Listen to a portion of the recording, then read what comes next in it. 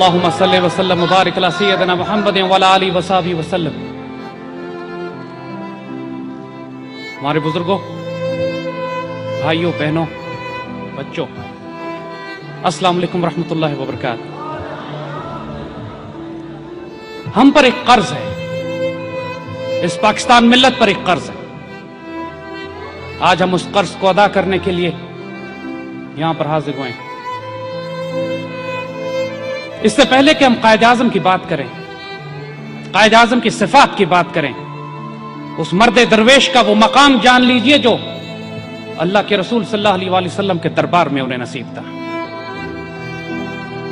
बहुत जुल्म किया 63 साल में हमने उस बाबा कौम के साथ, अल्लाह के रसूल के सिपाही के साथ, उम्मत मुस्लिमा के अजीम तरीन कायद के साथ, जो टीपू सुल्तान के बाद अल्लाह ताला ने तोहफे के तौर पर उम्मत रसूल सल्लल्लाहु अलैहि वसल्लम को दिया था। हम 63 साल उस दरवेश पर बहतान बांधते आए, हम 63 साल उस पर झूठ लगाते आए, हम 63 साल उसकी बेहुरमती करते आए, उसके दीन पर हमला किया, उसके ईमान पर हमला किया, उसके किरदार पर हमला किया कि वो लादीन था, वो सेकुलर था, वो पाकिस्तान में सेकुलर रियासत चाहता था, उसका अल्लाह रसूल से कोई वास्ता नहीं था। कांग्रेसी मौलवियों ने उसको काफिर आजम कहा। जो लिबरल सेकुलर लादीन मगरिब का गुलाम तबका था, उसने उसको अपने जैसा कहा। अल्लाह की कसम, वो मर्द आजाद था, वो अल्लाह का वली था, दरवेश था, फकीर था।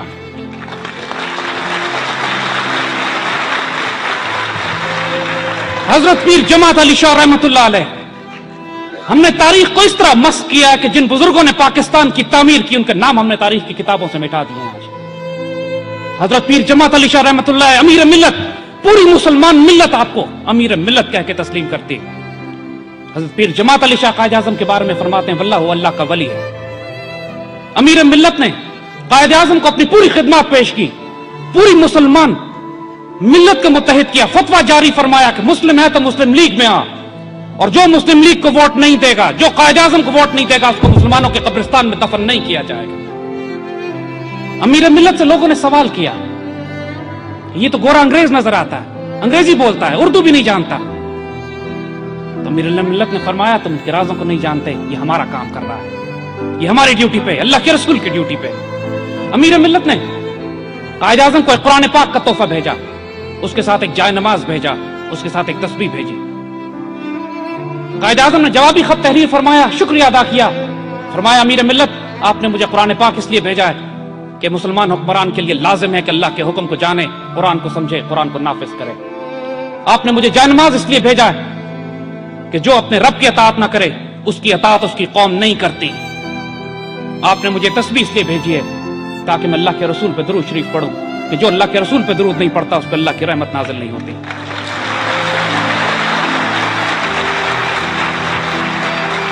पीर जमात अली शाह फरमाते, जब ये खत पीर जमात अली शाह को मिला, वो आप हैरान होकर फरमाते हैं, वल्लाह मोहम्मद अली जना अल्लाह का वली है, मेरे दिल में अल्लाह ने यही बातें डाली थी, मैंने इसका किसी से जिक्र नहीं किया था, उसको कैसे मालूम हुआ कि मैंने ये इस नियत से ये तोहफे इसको भेजे।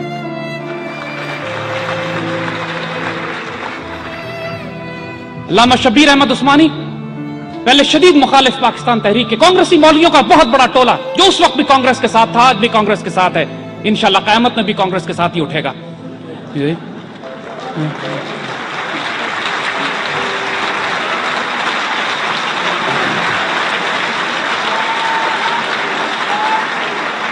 अल्लामा शब्बीर अहमद उस्मानी रातों रात कायद आजम के आशिक बन जाते हैं, रातों रात कायद आजम के खादिम बन जाते हैं। कायद आजम ने उनको ये सआदत बख्शी के पाकिस्तान का परचम बुलंद करें, उनको ये सआदत दी कि अपनी नमाज जनाजा पढ़ाएं। अल्लामा शब्बीर अहमद उस्मानी से जब ये पूछा गया कि रातों रात आप तब्दील कैसे हो गए, फरमाया मैं भी कायद आजम का मुखालिफ था, लेकिन रात में ख्वाब में हुजूर सल्लल्लाहु अलैहि वसल्लम की ज़ियारत नसीब होती है, आपके साथ कायद आजम खड़े होते हैं, हुजूर कायद आजम की तरफ मुखातिब करके फरमाते हैं, ये मेरा सिपाही है, इसकी मुखालिफत न करना कभी।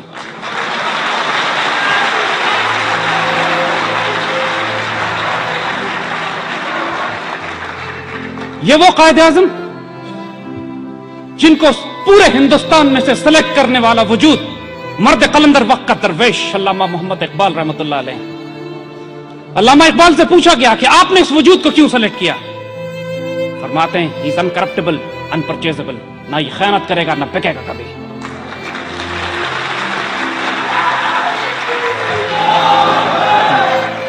ہمارے بڑوں نے ہم کو یہ بتایا، تاریخ میں وہ وقت ایسا آ چکا تھا کہ جب تمام اللہ کے ولی، فقراء، درویش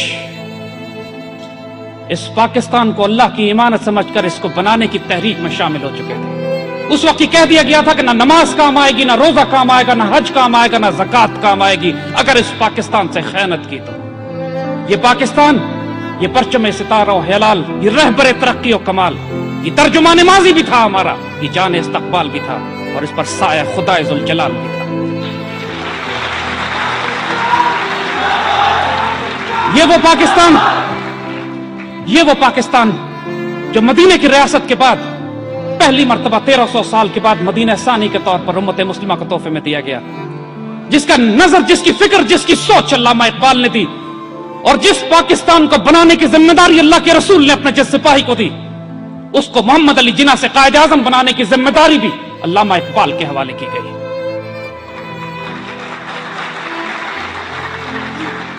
جو یہ سمجھتا ہے کہ قائد اعظم کو علامہ اقبال سے الگ کر کے سمجھ سکے، وہ اس امت کے ساتھ خیانت کرتا ہے۔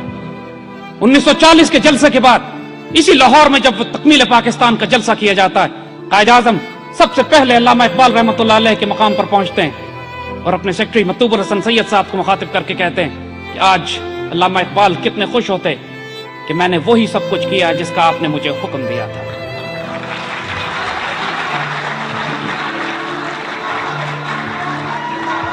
وہ قائد اعظم جب انتقال ہونے لگتا ہے، یعنی اس سے پہلے ذرا سمجھیے، اللہ کی قسم اس میں کوئی جھوٹ نہیں ہے کہ خلافت راشدہ کا جو ماڈل ہم اپنے ذہن میں، اپنے فکر، اپنی تاریخ میں دیکھتے ہیں، حضرت عمر بن عبدالعزیز کا وہ ماڈل کہ پہلے ایسے شہزادے کے جس بازار سے گزر جائیں طویل عرصے تک لوگ یہ بتاتے تھے کہ یہاں سے عمر بن عبدالعزیز گزرے ہیں، کہ اس شہزادے نے جو خوشبو لگائی ہوتی تھی پورا بازار معطر ہوتا تھا۔ اس کے بعد جب وہ خلیفہ، جب وہ درویش خلیفہ بنتا ہے، اس کے بعد حال یہ ہوتا ہے کہ اس کے پاس کھانے کی روٹی نہیں ہوتی۔ یہی محمد علی جناح جب 1920 کی دہائی میں شادی کرتے ہیں تو اپنی بیوی کو لے کے مالابار ہلز جاتے ہیں اور صرف اپنے گھر کے غسل خانوں کی تعمیر پر 50,000 روپیہ اس وقت کا خرچ کرتے ہیں۔ لیکن جب محمد علی جناح سے قائد اعظم بنتے ہیں، اس مملکت خداداد، اس مدینہ ثانی، اس پاکستان کے گورنر جنرل بنتے ہیں، اس وقت ان کے ڈاکٹر 1.5 روپے کا موزہ آپ کو پیش کرتے ہیں، آپ یہ کہہ کر رد کر دیتے ہیں کہ غریب ملک کے، مسلمان ملک کے سربراہ کو زیب نہیں دیتا کہ اتنا مہنگا موزہ پہنے۔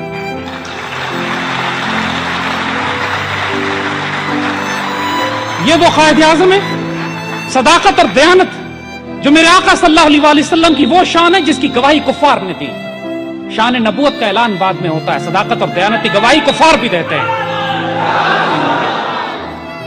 قائد اعظم رحمۃ اللہ علیہ صداقت اور دیانت کا معاملہ دیکھیں، جب اقبال فرماتے ہیں انکرپٹیبل، انپرچیزبل، نہ خیانت کریں گے نہ خریدے بیچے جا سکتے ہیں۔ سرکاری استعمال کے لیے گورنر جنرل ہاؤس کے لیے 37 روپے کا فرنیچر لایا جاتا ہے۔ فرنیچر کی لسٹ دیکھتے ہیں، اس میں کوئی 6-7 روپے کی کرسی اضافی ہوتی ہے۔ پوچھتے ہیں یہ کس لیے آئی؟ فرمایا آپ کی بہن کے لیے، محترمہ فاطمہ جناح آپ کے ساتھ رہتی ہیں، خدمت کرتی ہیں، مادر ملت ہیں۔ قائد اعظم اس پر لکیر لگا دیتے ہیں، اس کے پیسے بیت المال سے نہیں جائیں گے، فاطمہ جناح سے اس کے پیسے لو، مسلمانوں کے پیسے اس پہ خرچ نہیں کیے جا سکتے۔